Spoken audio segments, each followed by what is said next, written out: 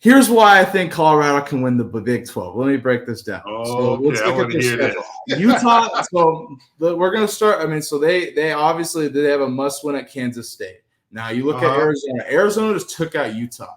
That changes a lot. That really evens shit out here because Utah was the top dog here headed into like the year. A lot of people think thought that hey, that's who would win the conference. That's why I sat here and said they're the dogs.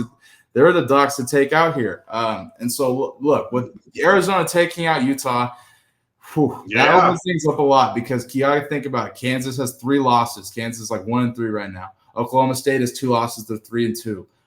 Cincinnati, I mean, they're new to Power 5 play. I mean, I get they're legit, but they're new to Power 5 play, and they got to go to Boulder to play Colorado. Arizona obviously has a good quarterback, wide receiver tandem, probably one of the best in the country. And yeah, the thing with Utah, and like Gorjan in the chat saying, so until they got Cam Rising, so they lost to Arizona last night. They did not have Cam Rising. They have Zach Wilson. I don't know if you remember Zach Wilson, drafted by the Jets, number 2 overall, little white kid from BYU, hell of a player. But he's really had struggled in the NFL. But his brother is the backup quarterback for Utah, and Cam Rising's been dealing with an injury. So they've had him playing, and they're really struggling offensively. I mean, if you can't score, it's gonna be tough. When you sit there and you watch Colorado, Matt made this point on the show earlier today. When you sit back and you watch Colorado down 7, even 14 points, you can sit there and say, you know what? Because of their offense, they're still in this fucking game. I have no we saw it in Baylor. We saw it in all these games. North Dakota State. I mean, we saw it in all these games. They can. I mean, they can score in the game, even if they're down a score or 2. They can go score quick. And that's the thing with Utah. When I was watching that Utah game, dude, they were down 12. I'm like, they have no shot. They have no shot of coming back because they just can't. They can't pass. They can't score like that. So unless they get back Cam, or if they get back Cam Rising, that's going to be the big question with Utah. But I really believe that Utah loss opens up the conference. I don't know if you know Joel Klatt. Joel Klatt played for Colorado 2004 around. I know of him. He played with Matt McChesney. We had him on the show in early August, and he said the Big 12 will cannibalize itself, meaning these teams will beat the shit out of each other, give each other losses, and that's exactly what's happened.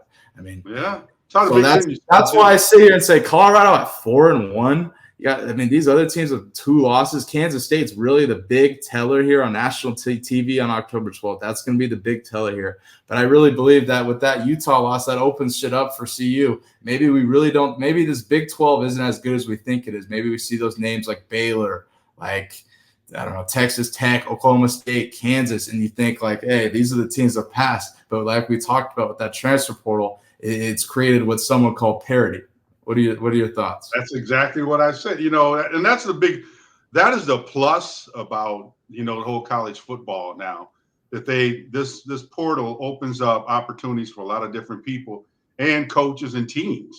So I really believe that you're going to see parity throughout. Now, you're going to see teams that you never saw sitting in the 2 and 3, 4 position.